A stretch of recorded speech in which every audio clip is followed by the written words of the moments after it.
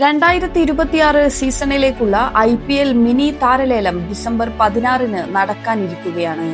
അതിനിടയിലാണ് IPL ടീമുകൾക്ക് വലിയ സിഗ്നലുമായി സർഫറാസ് ഖാൻ എത്തിയിരിക്കുന്നത്. കഴിഞ്ഞ സീസണിൽ താരത്തെ ലേലത്തിൽ വിളിക്കാൻ ഒരു ടീമും തയ്യാറായിരുന്നില്ല.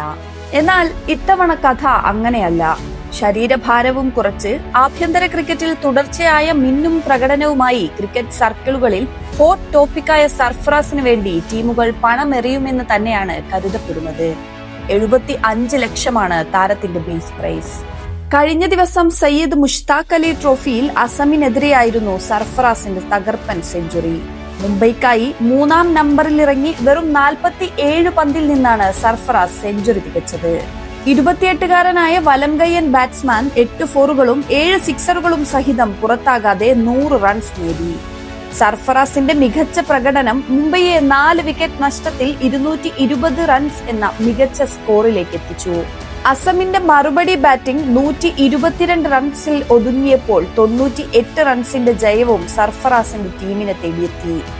ആഭ്യന്തര ദേശീയ ക്രിക്കറ്റിൽ താരത്തിന്റെ മെയ്ഡൻ T20 100 കൂടിയായിരുന്നു ഇത്.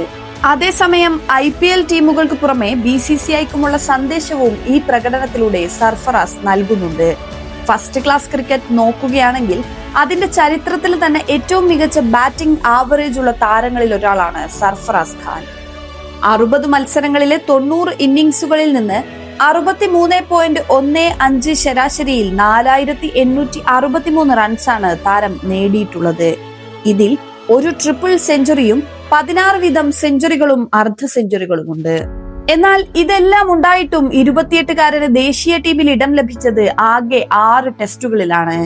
ആ 6 ടെസ്റ്റുകളിൽ ഒരു സെഞ്ചുറിയും 3 അർദ്ധ സെഞ്ചുറികളും നേടിയിട്ടും പിന്നീടുള്ള ടെസ്റ്റുകളിലേക്ക് അവസരമെത്തിയിരുന്നില്ല. ന്യൂസിലാൻഡിനെതിരെയുള്ള ടെസ്റ്റ് പരമ്പരയിലായിരുന്നു താരം സെഞ്ചുറി നേടിയിരുന്നത്. ഇന്ത്യൻ ടീം വൈറ്റ് വാഷ് വഴങ്ങി സീനിയർ താരങ്ങളടക്കം എല്ലാ ബാറ്റർമാരും അമ്പെ പരാജയപ്പെട്ട ഒരു ടെസ്റ്റ് പരമ്പരയിലാണ് ഈ പ്രകടനമെന്ന് ഓർക്കണം. എന്നാൽ ഇതിന് ശേഷം നടന്ന ഓസ്ട്രേലിയയുമായുള്ള ബോർഡർ ഗവാസ്കർ ട്രോഫിയിലും ഇംഗ്ലണ്ടിനെതിരെ നടന്ന ആൻഡേഴ്സൺ ടെണ്ടുൽക്കർ ട്രോഫിയിലും ഈ അടുത്ത് സ്വന്തം മണ്ണിൽ നടന്ന വിൻഡീസിനെതിരെയും ദക്ഷിണാഫ്രിക്കയ്ക്കെതിരെയും നടന്ന ടെസ്റ്റ് പരമ്പരയിലുമെല്ലാം അവഗണിക്കപ്പെട്ടു.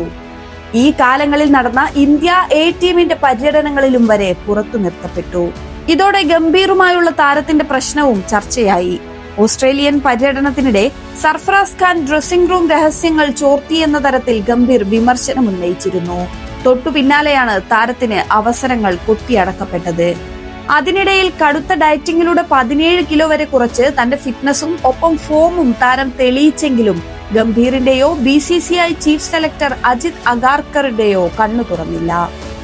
സർഫറാസിനോടുള്ള ഈ നീതി നിഷേധത്തിൽ മുൻ താരങ്ങളും ക്രിസ് ഗെയിൽ അടക്കമുള്ള ഇതിഹാസ വിദേശ താരങ്ങളും വിമർശനവുമായി എത്തിയെങ്കിലും ഏകാധിപതികളായി വാഴുന്നവർക്ക് അത് ചെവികൊണ്ടില്ല. ദക്ഷിണാഫ്രിക്കയോടക്കം സമീപകാലത്തെ ഇന്ത്യൻ ടെസ്റ്റ് ടീമിന്റെ മോശം പ്രകടനത്തിന് കാരണം സർഫറാസിനെ പോലെയുള്ള ടെസ്റ്റ് സ്പെഷ്യൽ ബാറ്റർമാരെ തഴഞ്ഞതുകൂടിയാണ് എന്നത് പകൽ പോലെ സത്യമാണ്.